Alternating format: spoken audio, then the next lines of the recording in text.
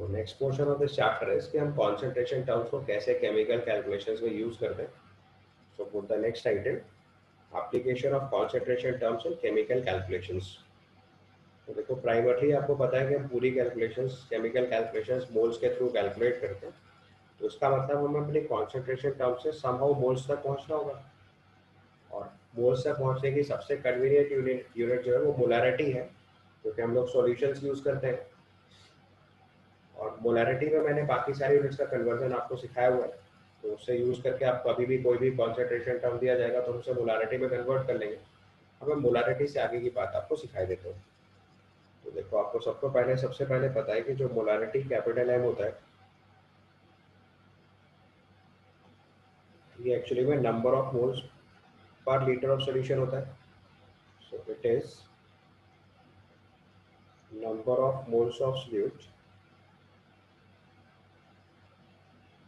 It is number of moles of solute in 1 liter solution.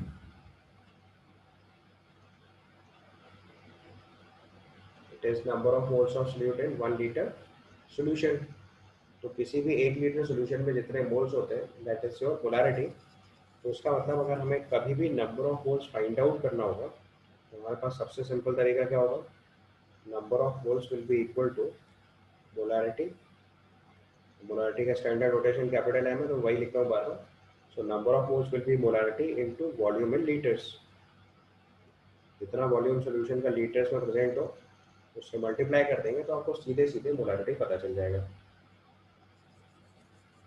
यहाँ तक clear? अब point ये है हमारे पास कि जो मोलारिटी होती है, हाँ, जो सॉल्यूशंस होते हैं कॉमनली वो हम लोग वॉल्यूम मिलीलीटर में यूज़ करते हैं.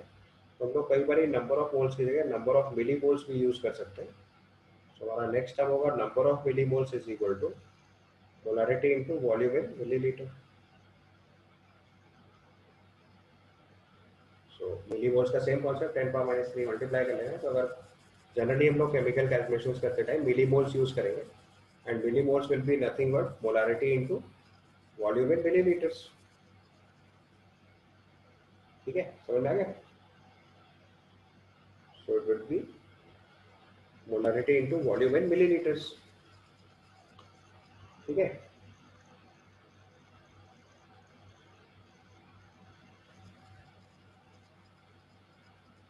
इसके बाद देखो, एक टेक्निकल टर्म लिखते हैं. मतलब मोल्स के केस में हम लोग सॉल्यूशंस के, चूंकि एक होमोजीनियस पार्ट होता है तो उसको यूज करते टाइम थोड़ी ट्रिक यूज करनी पड़ती है. तो आप एक टर्म लिख लो नोट बना के. तो नंबर ऑफ मोल्स निकालने का तरीका पता चल गया. Molarity into volume in litres करेंगे या molarity into volume in millilitres करेंगे. ठीक है. अब क्या है कि मोलारिटी जो है वो कॉन्सेंट्रेशन है. तो उसका मतलब आप किसी भी सोल्यूशन का कितना भी पार्ट निकाल लो, उस सोल्यूशन की मोलारिटी और उस पार्ट की मोलारिटी सेम रहेगी. बिकॉज कॉन्सेंट्रेशन जो है वो कितना वॉल्यूम ऑफ सोल्यूशन ले रहे हैं, कितना पार्ट ले रहे हैं, उसके ऊपर डिपेंडेंट नहीं होता है. तो ये चीज़ सबसे पहले आप नोट पर लिख लो. तो पहले पॉइंट पे लिखो, if we remove any part of the solution, if we remove, अब ये सब क्वेश्चन सॉल्व करने की टेक्निक सिखा रहा हूँ मैं आपको. So if we remove any part of solution,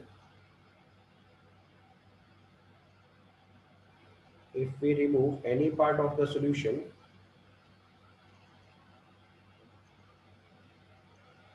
if we remove any part of the solution, the number of moles of solute and volume of the solution in the new part is different but concentration remains same. So if we remove any part of the solution, then number of moles of solute and volume of solution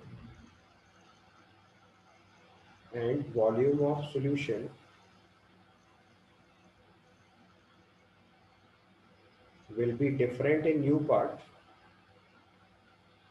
will be different in this part, but the concentration is same as the initial solution. But the concentration is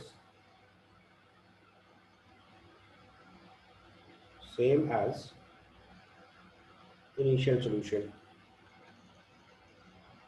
यानी कि आप किसी भी solution में से उसका कोई भी पार्ट निकालोगे बाहर, तो उसमें number of moles of solute change हो जाएंगे, volume of the solution change हो जाएगा, जो नया सोल्यूशन बनेगा। बट जो कॉन्सेंट्रेशन होगी वो सेम रहेगी। ठीक है, तो जैसे अगर आपको सिंपलेस्ट एग्जांपल से समझाऊं, सपोज करो हमारे पास एक 1 लीटर सोल्यूशन है, हमने उसका 100 ml बाहर निकाला। सपोज करो हमारे पास एक कंटेनर में 1 लीटर सोल्यूशन है, इन a container we have 1 litre solution. Suppose करो हमारे पास ये एक कंटेनर है, उसमें हमारे पास 1 लीटर सोल्यूशन है। ठीक है, जिसकी कॉन्सेंट्रेशन कैपिटल एम है। So 1 litre of concentration capital M, इसमें से हमने 100 ml बाहर निकाला। So if we take 100 ml,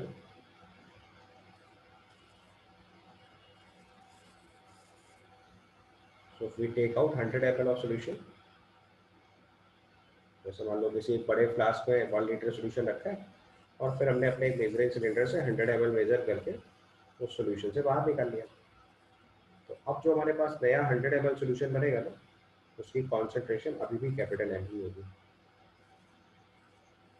समझ आई बात? अब जो नया सोल्यूशन होगा हमारे पास, उसकी कॉन्सेंट्रेशन जो है वो कैपिटल एम ही होगी। ये 100 ml सोल्यूशन होगा और कॉन्सेंट्रेशन कैपिटल एम।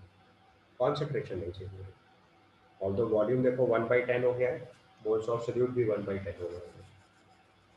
ठीक है, तो आप इस चीज को लिख सकते हैं, in final solution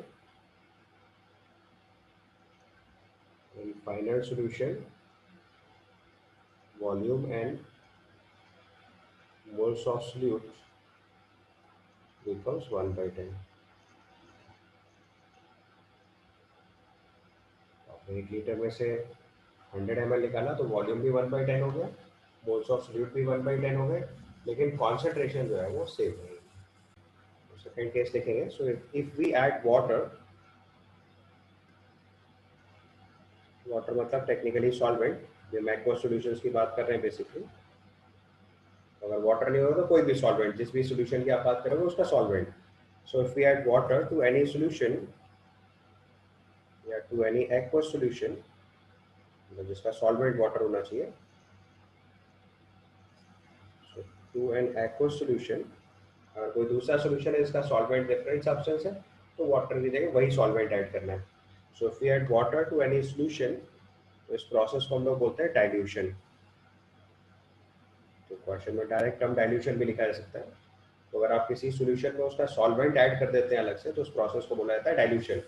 so if we add water to any aqua solution which is dilution, then the number of moles of solute, क्योंकि आपने सॉल्वेंट ऐड किया तो सोल्यूट के मोल में कोई फर्क नहीं पड़े, then the number of moles of solute,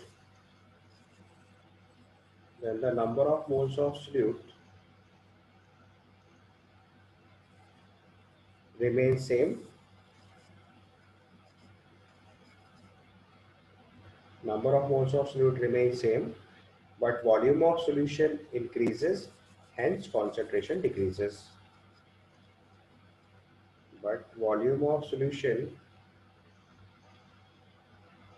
increases क्योंकि आपने solvent ऐड कर दिया है, hence concentration of solution decreases. Concentration of solution decreases. और प्रिसाइजली बोलूँ तो मोलारिटी की बात कर रहे हैं हम लोग यहाँ पे। कॉन्सेंट्रेशन ऑफ सॉल्यूशन को अगर और प्रिसाइजली लिखूँ तो ब्रैकेट में लिख लीजिए मोलारिटी डिक्रीजेस, क्योंकि हम केमिकल कैलकुलेशन में मोस्टली मोलारिटी यूज करते हैं। अगर कोई दूसरी कॉन्सेंट्रेशन टर्म होती है तो भी हम उसे फाइनली मोलारिटी में कन्वर्ट करके ही यूज करते हैं। ठीक है, तो अब देखो, अगर आपको इसका इम्पैक्ट कैलकुलेट करना है या नई कॉन्सेंट्रेशन कैलकुलेट करनी है कि हम कहाँ तक पहुँचेंगे, तो लेट से हमारे पास एक सोल्यूशन है जिसकी मोलारिटी m1 और वॉल्यूम v1 है। तो क्वेश्चन के टर्म में सिखा रहा हूँ या एक कॉन्सेप्ट के टर्म में सिखा रहा हूँ। Let initial solution have v1 ml solution, let initial solution have V1 ml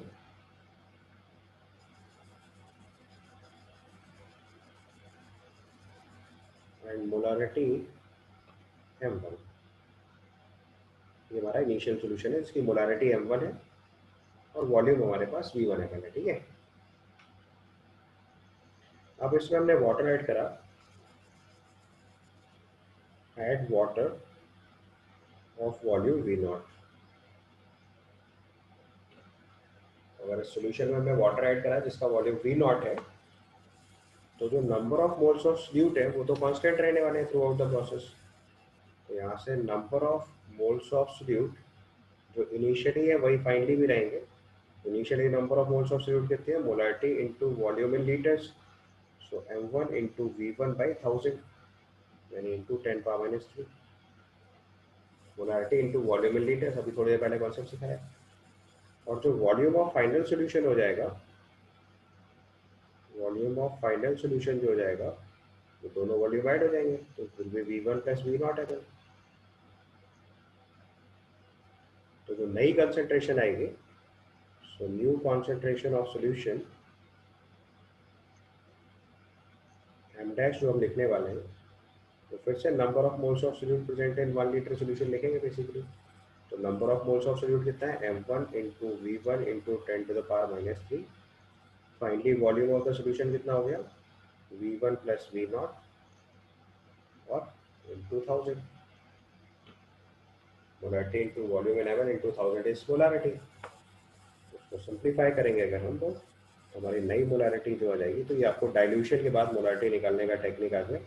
तो मोलारिटी आ जाएगी m1 into v1 upon v1 plus v0। तो ये अगर कोई भी सॉल्यूशन आप डाइल्यूट करते हो तो डाइल्यूशन के बाद नई मोलारिटी निकालने का ये फॉर्मूले की तरह भी यूज़ कर सकते हो। अगर पूरा कॉन्सेप्ट समझ गया तो there is no need to learn formula, क्योंकि कॉन्सेप्ट मैंने सीधा सीधा सिखाया। वो कॉन्सेप्ट क्या है कि सॉल्यूट के मोल्स कांस्टेंट रखते हैं और सॉल्यूशन का वॉल्यूम चेंज हो जाएगा, तो आप नई मोलारिटी आसानी से निकाल सकते हो। So either you learn the formula और you can simply solve the way I have explained you, ठीक है। तो इसी तरीके, ये तो मैंने आपको पूरा तरीका सिखाया कैसे सॉल्व करा। आप इसी चीज़ को एक और तरीके से डील कर सकते हैं। हम लोग डायरेक्ट फॉर्मूला यूज़ कर सकते हैं m1 v1 equal to m2 v2। आप चाहो तो यहाँ पे एक डायरेक्ट फॉर्मूला लिख लो, फिर इसका मतलब बता रहा हूँ मैं आपको। तो m1 v1 is equal to m2 v2, यानी कि हमने मोल्स कंजर्व कराए। m1 v1 equal to m2 v2 मतलब initial moles of solute is equal to final moles of solute. Water के केस में मोल्स तो सॉल्यूट के चेंज हो ही नहीं रहे, so initial moles of solute is equal to final moles of solute। अगर आप क्वेश्चन को डायरेक्ट करना चाहते थे, तो उतना कॉन्सेप्ट नहीं लिखना चाहते थे, तो initial moles of solute is final moles of solute, तो यही हम लोग मैथमेटिकली कैसे लिखेंगे, m1 v1 equal to m2 v2, ठीक है। तो अब आप यहाँ पे ध्यान से देखो तो क्या है हमारे लिए, m1 जो है वो मोलारिटी ऑफ इनिशियल सॉल्यूशन है, मोलारिटी ऑफ इनिशियल सॉल्यूशन है। v1 जो है वो वॉल्यूम ऑफ इनिशियल सॉल्यूशन है, वॉल्यूम ऑफ इनिशियल सॉल्यूशन है। m2 जो है वो मोलारिटी ऑफ फाइनल सॉल्यूशन है,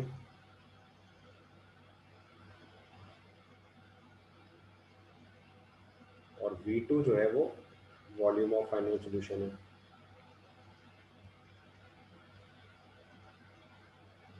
और इसी को ध्यान से देखो तो पिछले वाले केस में ये v1 प्लस v0 था, क्योंकि volume of water added up जो था वो कितना था, v0।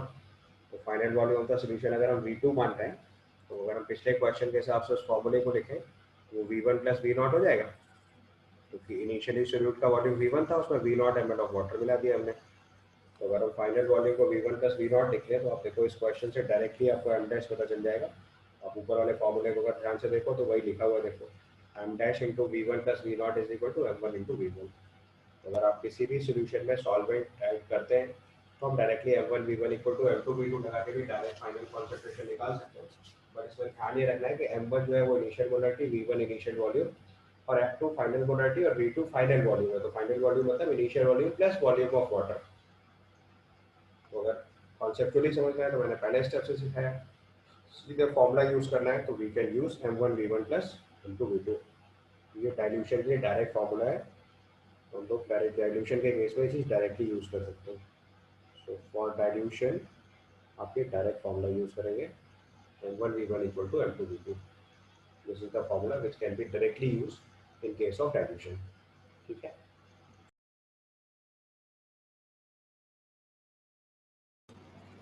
So in case 3 you have to write if we add two solutions, then number of moles of solute are added up and the volume of the solution is also added up। तो अगर आप कोई भी दो solution कभी भी mix करेंगे तो दोनों सॉल्यूशंस के मोल्स ऐड होंगे और वॉल्यूम ऐड होंगे। तो अब मोल्स ऐड होगा और वॉल्यूम ऐड होगा तो जो नई कॉन्सेंट्रेशन आएगी वो चेंज भी हो सकती है। So let us take an example कि हमने एक सॉल्यूशन 1 लिया जिसकी मोलारिटी M1 और वॉल्यूम V1 ml है। दूसरा सॉल्यूशन 2 लिया जिसकी मोलारिटी M2 और वॉल्यूम V2 ml है। तो अब जो नया फाइनल सॉल्यूशन बनेगा उसके लिए क्या होगा, number of moles of solute निकालेंगे तो molarity into volume in litre चाहिए होता है, 1000 से डिवाइड करा तो M1V1/1000 ये पहले सॉल्यूशन के लिए मोल हो गए सोल्यूट के। M2 into V/1000 last class में लास्ट पॉइंट देखो अभी जो हमने पिछला वाला डील किया है जिसमें आपको सिखाया था कि number of moles of solute निकालने का तरीका क्या होता है, molarity into volume in litres, या फिर अगर ml में होगा तो फिर 1000 से डिवाइड कर लेंगे। तो वही कॉन्सेप्ट लगाया अभी यहाँ पे हमने। अगर हमने दो सॉल्यूशन को मिक्स करा, पहले सॉल्यूशन की मोलारिटी M1 वॉल्यूम V1, दूसरे सॉल्यूशन की मोलारिटी M2 वॉल्यूम V2, तो पहले वाले सॉल्यूशन के अंदर जो number of moles of solute हुए वो कितने हुए, M1V1/1000। दूसरा वाले सॉल्यूट के लिए कितना हुआ, M2V2/1000, और total volume of the solution कितना हो जाएगा, V1 प्लस V2। अब नई मोलारिटी निकालने के लिए number of moles of solute हो गई है और ये वॉल्यूम ऑफ सॉल्यूशन हो गया।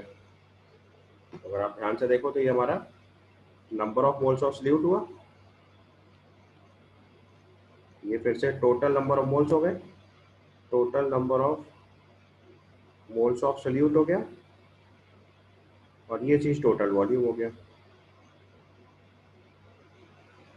तो टोटल सोल्यूट के मोल्स में टोटल वॉल्यूम से डिवाइड कर दिया तो इनटू 1000 करोगे तो ये आपकी नई मोलारिटी आ जाएगी। तो आप इसको फॉर्मूले की तरह सीधे याद रख सकते हो, this is M1V1 plus M2V2 upon V1 plus V2, M1V1 plus M2V2 upon V1 plus V2।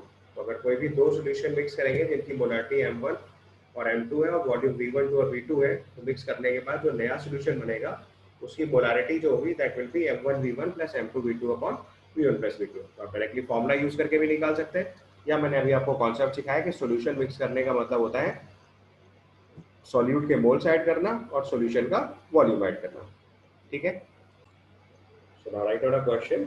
From 100 ml, 0.1 m glucose solution, 25 ml is taken out. Then find the amount of glucose in 25 ml solution.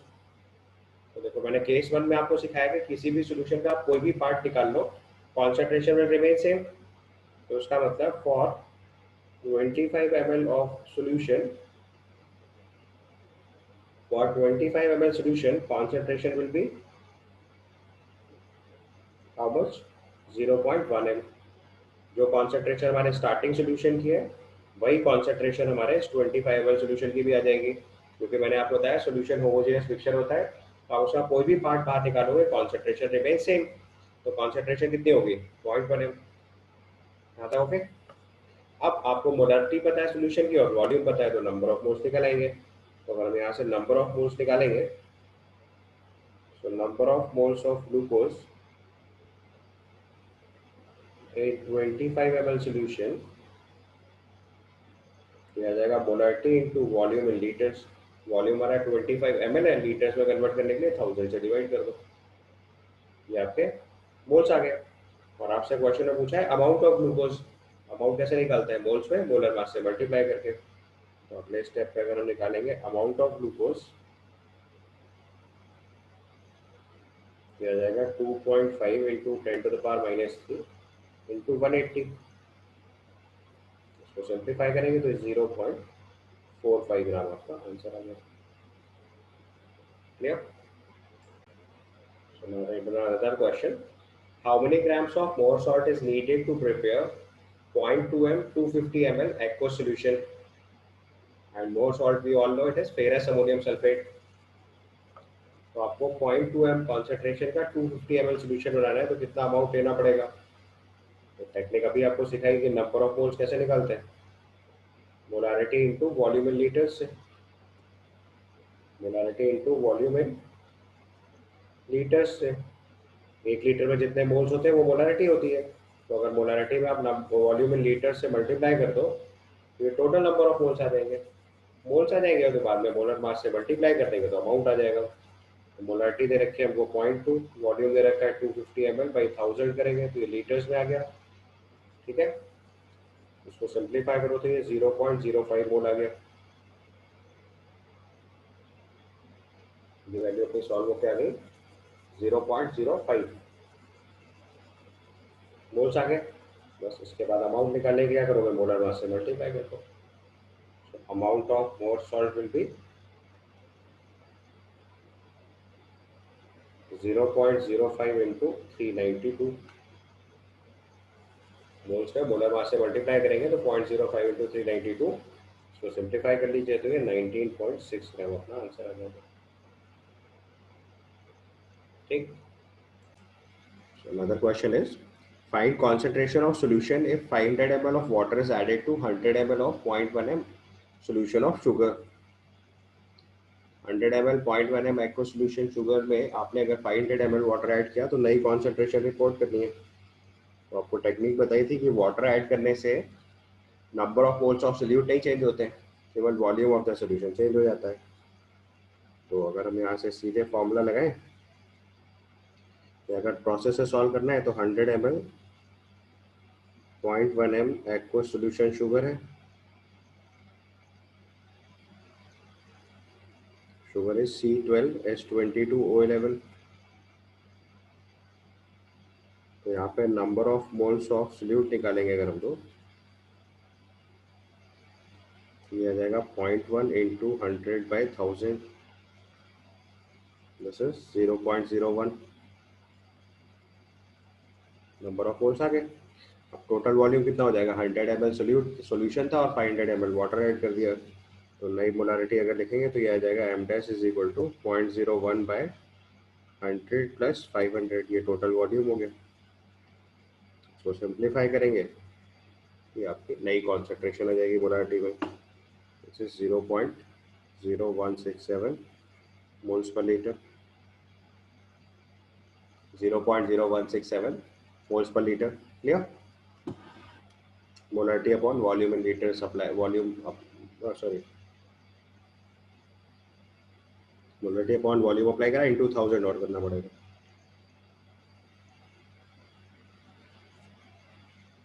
क्योंकि volume of the solution millilitre में, ध्यान से देखिए ये आपका volume of the solution है, total value volume of solution है।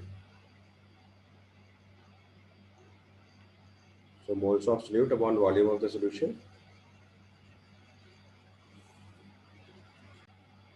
Right, another question, it is find concentration of solution obtained by mixing 100 ml 0.1 m Na solution with 200 ml of 0.3 m NaCl solution। मतलब अब दो solutions की mixing का case हो गया जो केस 3 सिखाया था आपको। Find concentration of the solution obtained by mixing 100 ml 0.1 m NaCl solution and 200 ml 0.3 m NaCl solution। तो मैंने अभी आपको सिखाया कि ऐसे सॉल्यूशन की कॉन्सेंट्रेशन निकालने के लिए क्या फॉर्मूला अप्लाई करते हैं, m dash is equal to m1v1 plus m2v2 upon v1 plus v2। ठीक है, m1v1 upon plus m2v2 upon v1 plus v2। तो आप चाहो तो डायरेक्ट फॉर्मूला अप्लाई कर दो, so this becomes 0.1 into 100 plus 0.3 into 200 divided by 100 plus 200।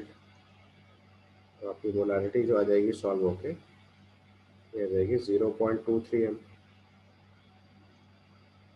ठीक है, अब अगर किसी को कॉन्सेप्ट समझना है तो हमने क्या करा है, number of moles of solute add किए हुए और number of moles of solution add किए हुए, number of volume of the solution add किया हुआ।